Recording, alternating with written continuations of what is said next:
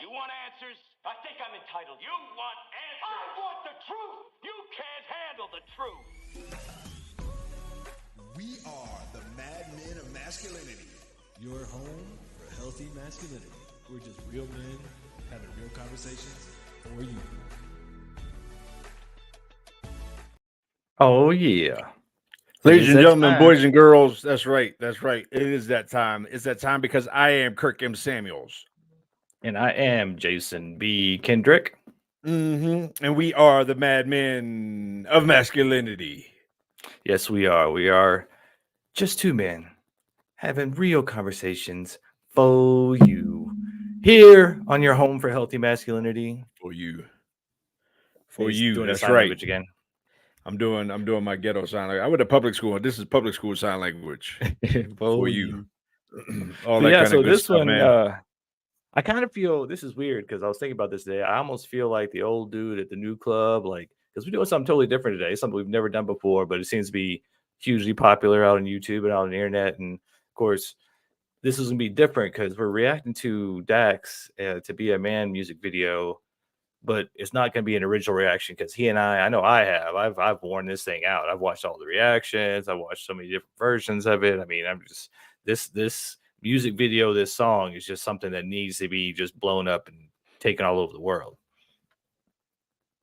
So, You know what I'm saying? man, when you sent me this thing, man, I was just like, wow. I mean, it's pretty deep, pretty harsh, and obviously, yeah, we'll come back to it. So, yeah, man, let's play the thing right off the rip. You want to go right into it? Yeah, let's do it. All right, we're gonna go right into it. I'm probably gonna stop it a couple times. I know there's gonna be some things I want to talk about.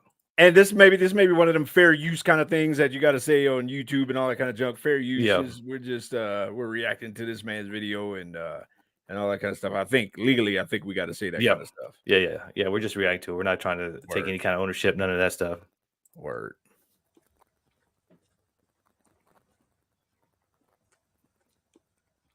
I can't hide myself. I don't expect you to understand. I just hope I can explain what it's like to be a man.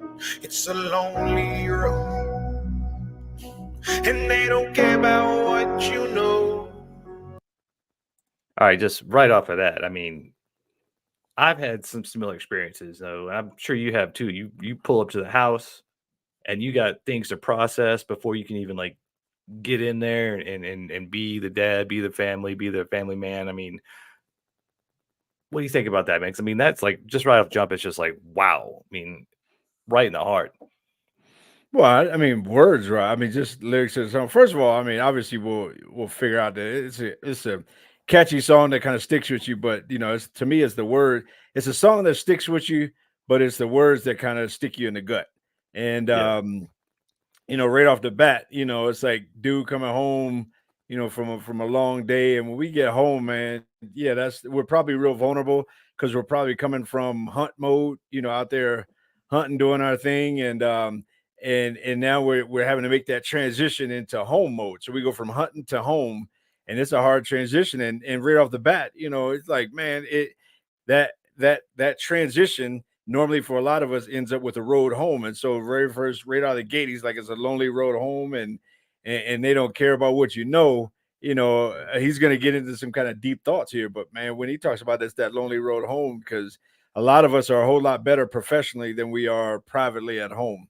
And so you got to make that shift from one to the other. And a lot of us as men, I'm talking, either have or do or in the past have, you know, experienced the whole idea of like, man, when I come here, you know, man, I gotta put on something because folks here don't know what I'm going through.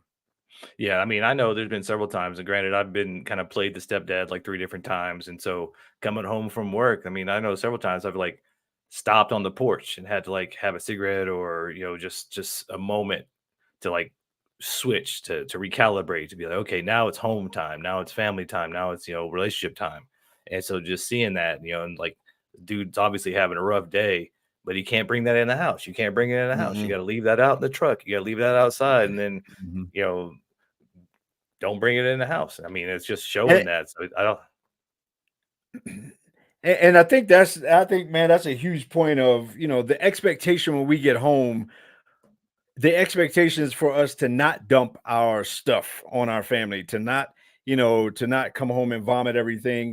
When you get home, really, the feeling is that, man, folks at home don't really care. They want you to come home and be the stability, be the safety, be the protection, the provider, and all that kind of stuff. And yeah, when you get home, man, it's like, so this is a lesson to the ladies out there. If you're listening thus far, when your guy gets home, he probably needs some time by himself. Whether, for me, it's in the bathroom. Like, I need to go in the bathroom. That's just my thing. Like, that's my time. And for some guys, it's in a closet, where they're changing clothes or whatever. But a lot of guys, man, we need time to get home. But either way, when we get home, you're right, man. Obviously, dude had a rough day, and a lot of us, experience that when you get home. Don't nobody want to hear all that. We No. want to hear, hey, everything is great. Well, it's like that, as a guy, you coming home, and now there's like this whole other work you got to do, and a lot of that has nothing to do with where you just came from. So you've got to switch because you can come in that door and be like, "Oh, you know what your son did, or you know what your daughter did, or you know Mhm. what I did, and this and that," and you're like, so you gotta mentally switch. You gotta get rid of whatever happened throughout the day, to good, Yeah. bad, or indifferent, and get ready for the next thing. And I'm probably going to come back to this at the end, but I want to cut right to the "it goes both ways" chase.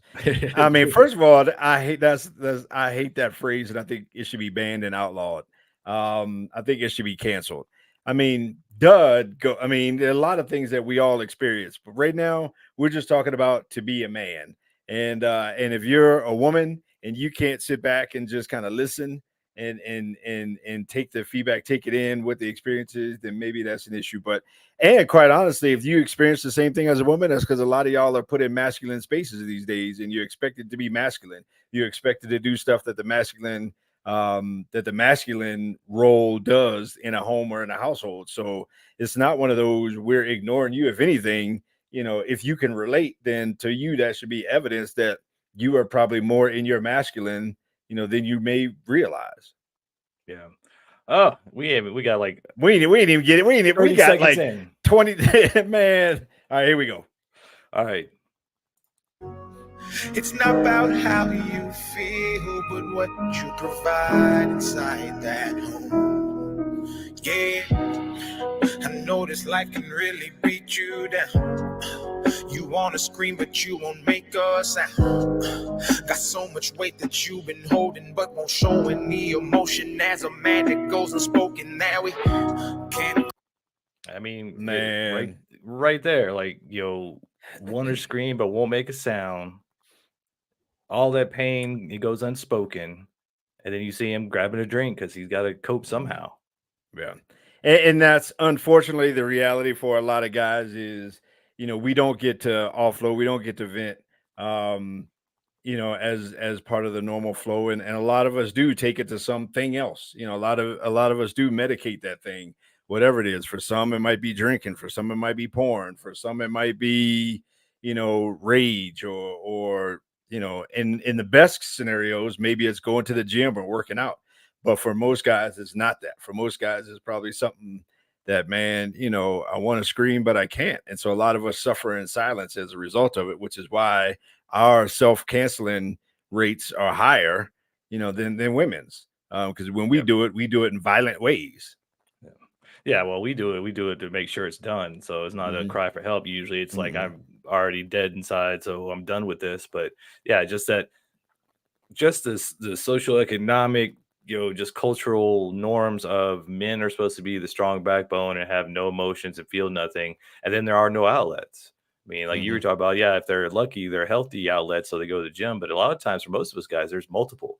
They might go to the gym and then come home and drink or whatever. Hmm. So sometimes you got to have a bunch, but yeah, just not being a man and just across the board feeling like I can't express myself, and Yeah. then you get like this where you've got to numb out some way. And none of this is an excuse. This is just the reality. We're not telling you how it Yeah. should be. We're telling you how it is. Yeah. Yeah, no, it's just the way it is. All right, let's keep this going. Cry when life gets hard. Unconditional love for women, children, and dogs. We know that we just have to play our parts, and don't nobody give a damn about our broken hearts. Yeah, as a man, we gotta pave our way. Our only function is to work and slave. There's no respect for you if you ain't paid. You're disregarded as a human, and you can't complain. And if Oh God. Value and I worth. mean, come on. Yeah, it's to Value and work and worth. slave. Nobody cares if you got a broken heart. Nobody cares And how to- you're feeling inside. And to die mean, and sacrifice. Yeah. Yeah. And then if you're not paid, you're not even considered a human being nowadays because, oh, well, you can't give me what I want, or you're not a big baller, so I'm not even going to give you the time of day. So, I mean, we all feel that. What happened in the good old days of like being a man and just having a job and providing and stuff like that, and that's good enough. But no, you got to be 6 figures, 6 feet, 6-pack abs, 6 what else? And I mean, it's just constant, not good enough. And I'm gonna call this out again right here in the middle. This is annoying to a lot of people. Us having this conversation, a song being like this, because it's like you whining and complaining, and get over it. Put your big boy pants on and all these other kind of things. And to me, that's the grown up equivalent of being a little boy saying, boys don't cry or men don't cry, because these are the messages that we hear, from a young age, and those kind of things. We don't have necessarily the healthy outlets in the health. And again, most of us weren't raised by men. Most of us weren't raised in a quote unquote stable household where you see the balance in it all. But yeah, I mean, just the whole idea of us having this conversation is annoying to some. I mean, I could almost hear some of the modern feminists out there, saying, yeah, but you don't have to, and whatever, man. But value and worth. Guess what? I got 4 kids. Only one of my kids had to register for the draft when he turned 18. The other 3 daughters didn't. If my son didn't register for the draft, which we haven't even had a draft since Vietnam? I don't know. Yeah. But at the same time, legally, he's obligated to register for the draft. My daughters weren't. And so value and worth is what, to me, this whole section is talking about. Yeah, I mean, that just goes right back to that work and slave line. Like that's our purpose. If you ever make it up and actually reach that place and find a woman that you love and give her your last name, you'll feel the things that you provide is only why she stays. And when you try to explain, you'll say, I mean, you find somebody, you find a woman, you love her, you give her last name, but in the back of your mind, you're like, the only reason she's here is because of what I provide. It's not about, my personality. It's not about my love, not about how I'm taking care of her, but it's what I provide. And so many men feel that way. And then we spend so many episodes, we talk so much about divorce rates, and 80% of divorces are, filed by women. And they go, yeah, but it goes both ways. I mean, the statistics are there. And then this is what we feel like. Yeah. Men want relationship. Contrary to popular belief, men want relationship. Men want connection. Men want intimacy. And I'm talking about intimacy beyond sex. We want sex, but men want all these things. In our culture, we don't get the credit for those things. And so I know that there's a lot of good men. I've overheard and even been privy to being a fly on the wall to some conversations amongst women talking about where are all the good men, where are all the good men, where are all the good men. And my thing is, they're in your friend zone. I mean, they're in your friend zone for some reason. And there's a lot of guys who've experienced that. Like, I'm a good guy. Like, baby, I will treat you all the ways you want to be treated. But I've also been in the case where I didn't have enough.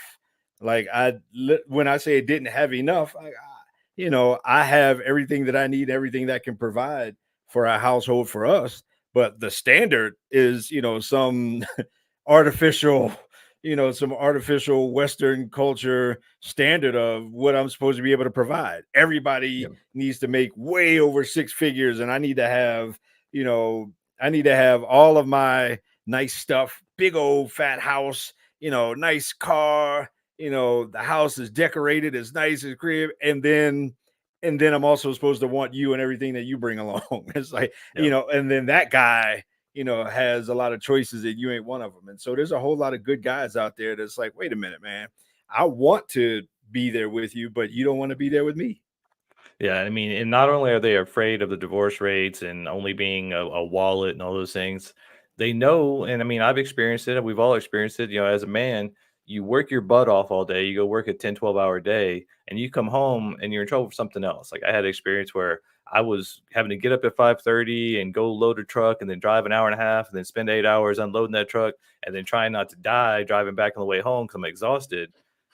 I get home, I'm exhausted, I'm stressed out, so I'm not in the lovemaking mood or I'm not in the mood to be chasing after her. And then she's like, "Are you cheating on me? I don't understand what's going on." It's like I just worked my butt off for you, but that's still not good enough. And so this is what goes through a lot of guys' minds nowadays. It's like no matter what we do, it's not good enough. And then we want to have that relationship, but is the juice worth the squeeze? Sometimes you wonder. Yeah. Let's keep it going. I can't hide myself. I don't expect you to understand. I just hope I can explain what it's like to be a man. It's a lonely road, and they don't care about what you know. It's not about how you feel, but what you provide inside that home. Don't give up, keep fighting. As a man, our sun is our horizon, and our father's actions play a role, and we end up like them. So they can't let us see them hurt, because we'll embody what they do and start a generational curse. Yeah, man, dude. After that chorus, first of all, the chorus is dope. It's like I don't expect you to understand. I'm just trying to explain to you what it's like being a man, especially these days. And then he goes right into this next verse where ultimately it talks about father wounds. I mean, a lot of us we weren't equipped. We didn't, we didn't show up with the tool bag of all the tools that we need to be everything that the expectation is on us now. And so a lot of us didn't have the father figure to show us the way, didn't have somebody to break a path for us through the jungle. A lot of us didn't have those things, and we're just trying to figure it out. And some of us fall way short of that. And some of us, like he said, get caught in these generational curses of whatever those things might be. And it's not hard. It's not easy to climb out of those things. It's not easy at all. It's very difficult to be the one to change everything that happened for 2 or 3 generations before you. It's hard. Yeah, and this is one of those things that it helps me even in my awareness of my father and how he was and him being emotionally unavailable, and even in confiding in me later on, about depression and things that he dealt with. And this just kind of hits the nail on the head. It's like, well, he's not expressing that to me because he doesn't want me to take that on and pass it on. But in my mind, I'm like, well, why is he being emotionally available? Why isn't he being there for me the way I need? Well, he's dealing with his stuff, and he's just trying to hold it in enough so he doesn't put it on me. And I think it's great for men, boys, and women to hear these things and hear this song, because it explains a lot of why men are just they're holding on so tight, just trying to keep it all together, and they can't be everything for everybody all the time because they're just trying to keep the lid on. And a lot of men are just checking out these days, just checking out, just opting out, just choosing not to. Because it's it's easy for us to grab on to the defeated kind of mindset of like, what's the point? Sometimes ladies, when you ask him what he's thinking and he says nothing, sometimes he's really thinking nothing. Like, it's possible for us to not be thinking nothing. But sometimes when you say, what are you thinking? And he says nothing, it's because you really don't want to know. Like, if you really knew what he was thinking in that moment, if you really knew the dragon that he was fighting, the demon that he's wrestling with in that particular moment, it would freak you out. You'd probably run for the hills because it's ugly and it's gruesome. And so those are the kind of battles we fight in the silent shadows of our life.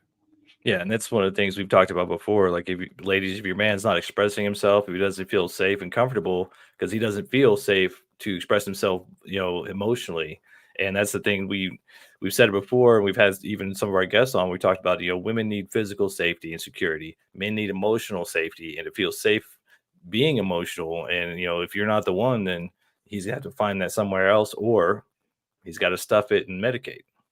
When I look at this picture right here, this image, all of us have been in that moment. Every guy can look at this dude right here.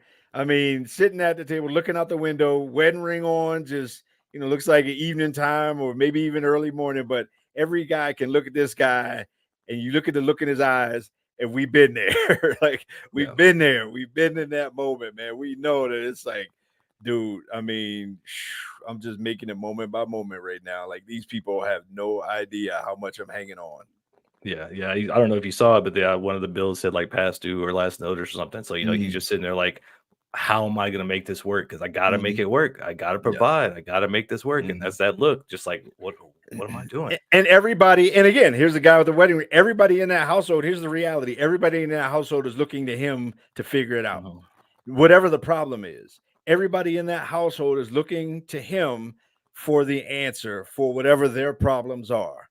Not many people are coming to him saying, what problems do you have that I can help solve? And so in this moment, this guy is like, all the weight of the world, the pressure's on him to figure out whatever the problem is for the family, and it's all up to him. Yeah, and this is not whining. This is just facts. We're just spitting the truth to you. What it's like to be a man. That's just the way it is. Boom. Whew. No wonder most men are so depressed. All the things that they can't express. They go to war, get thrown on the shelf, then go back to war with their mental health. Then grab that bottle and ask for help. Try to pull themselves out of hell. Then fall back down and then realize that they're gonna have to do it themselves. I mean, that right there. We're veterans. We're lucky. We didn't have to go fight in the war and everything like that. But we, we're with those guys that did. And to come back in that last line, he tries to pull himself out of hell and then realizes he's got to do it himself. I mean, that's how men feel. Like, no matter what we're dealing with, we feel like and that's why it's so hard for us, I think, to ask for help. So hard for us to be like, hey, I need help and support, because it's just how ingrained in us. Like, you got to do it yourself. Pull up your bootstraps and get it working. Yeah. You gotta figure it out, whatever it is, man. That's the narrative that plays out, at least in our culture and commonly in our minds. Yeah. Oh, all right. We're almost there. It's the circle of life. As a man, you provide. They don't know what you're worth till the day that you die, and that's when they start crying. Then move on to a man to confide. I mean, dude, come on, man. Come on. I always say this, man. The greatest men aren't appreciated until they're gone. The best men are not appreciated until they're gone, and gone in any kind of way, whether he walks out the door, whether he checks out, whether he lives to be 100 years old and gray and gone. But the best men around are not appreciated until they're not there. And then all of a sudden you realize what space they were holding for everybody else while they were there. Yeah. And it's sad, but true. They're not appreciated until they're gone. And then you realize, oh, I really needed that man. So then you go find another man to replace him. And there, it's just, that's the reality of the world as men. We know we're replaceable. We know we're expendable. And sometimes it's hard to put in all the effort and to be 100% in when we know, like anything else, we can just be replaced just like that. Like, oh, did you die on the job? Oh, sorry. We're going to get somebody else in here to fill your shoes. My bad. Yep. Next man up. Man. Woo. That's why we feel we can't hide ourselves. We don't expect you to understand. We just hope we can explain what it's like to be a man. It's a lonely road, and you don't care about what we know. It's not about how we feel, but what we provide inside that home. Inside that home. That home. It's not about how we feel, but what we provide inside that home. Inside. All right. Like, woo, Dax. I mean, come on, man. That was so necessary, so needed, and so powerful. Because I mean, just not even afraid. Just I'm glad you're an independent artist. I'm glad you're willing to just put this out there, because that is so needed right now, and not just to be like on a pity party or anything, but just to be like, this is reality, man. Yeah, it's cathartic to hear that song for me. Just because a lot of times you feel like you're the only one with a lot of these things, man. A lot of times you feel like You're the only one to go through stuff. And I will say after the fact here, in terms of after the fact of the song, this is to me proof why guys need other guys. We need to hear other guys say stuff that we're thinking. We need to be able to say what we're thinking to other guys in a safe space. And the common theme in that video was a man by himself, visually. All of those were men by themselves. And this is more and more proof why we need each other. Like we need to encourage some random guy on the street, some random dude at the Walmart, at the gas station, then fist pump a dude, and say, hey man, I see you, brother. Because we're all going through some stuff and we can't go through it alone. We need other guys. Yeah, I think this is something. I mean, share this video with your guy friends. I mean, I know I'm probably going to post this in one of our men's groups or maybe a couple of them Yeah. just to start the conversation and get it going. But Yeah. yeah, I mean, I look at this, I look at all these reasons and all these things and think to myself sometimes, I wonder why that's why I'm still single. Because I mean, all of these things, like, is the juice worth the squeeze? But just like, if I find that right woman that makes me feel safe and secure and like, she's with me and it's not just what I'm, bringing monetarily, then man, she's in for it. I'm telling you what, I got a whole lot of stuff to share and to give. Yeah, first of all, I think we should definitely put the link to the YouTube video Yeah, we'll do in that. the comments here so folks can go just watch the video straight through. And oh, by the way, there's a lot of people there's a lot of remakes or remixes of the song where other people have added verses in and collaborated and all those other kind of things. So, I mean, I highly recommend looking at those just to get other people's take on all that stuff. There's the link. And you'll see a lot of the related videos. Yeah, that mega remix, I actually saw that first, and that just blew my mind. And I was like, how can it get any better? And then I saw the original, this one, and with the video and the visuals and him singing, and I mean, I was just like, oh, dude. Yeah. And I think that I was glad it was a weekend because I think I stayed up half the night going through all the reviews and watching the video like 50 different times. Just me and my tissue, like, holy cow. Yeah. I mean, it's so necessary. And so again, I'm gonna attack the haters, the modern feminists and those that subscribe to that philosophy of men shut up. Men are the problem. Men are this and that. Men did it to yourselves. If you weren't this and that, blah blah blah blah blah. And a man hurt me, so I want all men to hurt and all that kind of stuff. I mean, I'm pushing back on all that. Y'all need to go kick rocks for real. Because the reality is this is the male narrative is not commonly shared in terms of what that experience like and we ought not shut up. We ought not sit down. Men are not the problem. We're the solution. And so it goes both ways. Forget that. If you are a lady, a woman, and you're saying, "Oh, that's me. I experienced all that." That's because you're living a masculine experience. That's not because somebody is, that's not because this is wrong or this take is wrong or any of that kind of stuff. And so if anything, you should be able to understand that, yeah, it sucks. And oh, by the way, like I said, you're still in culture not seen as disposable, whereas whereas a man is pretty much all but I think one of Medal of Honor winners was men. And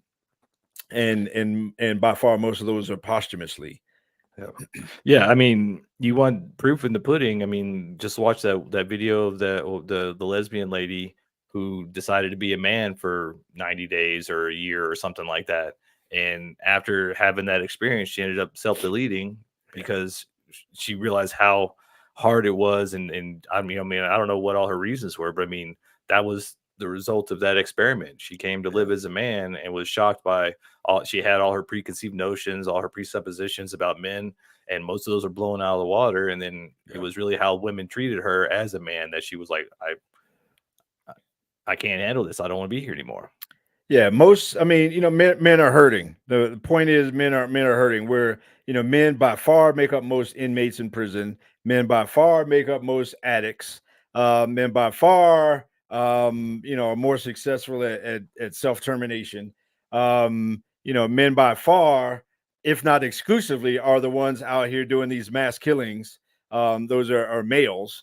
And so men are hurting in a whole lot of ways, and until we listen to men and listen to the male narrative, give it some kind of validation or at least, an ear. But then on top of that, until we begin to support, lift up men, lift up masculinity, lift up each other as men, man, and until then, we're going to continue hurting. So I'll leave my piece at that. Yeah. And if not only are all those statistics true, but it's also 90% of the men who are keeping the infrastructure going. The truck drivers. I'm glad he had so many truck drivers in there because I've done that for so many years. I mean, the bricklayers, the construction workers, the electricians, the plumbers, all the people that actually get out there in the storms that, get the lights back on and clean the pipes and do all the things that keeps this infrastructure moving. 99% of those people are men. And so when those hardworking men who are keeping the lights on and keeping the plumbing working and keeping food on your table aren't appreciated for what they do, I mean, you wonder why they are the way they are, why they're hurting. It's because there's little to no appreciation for a hardworking man who's actually keeping this world moving. Boom.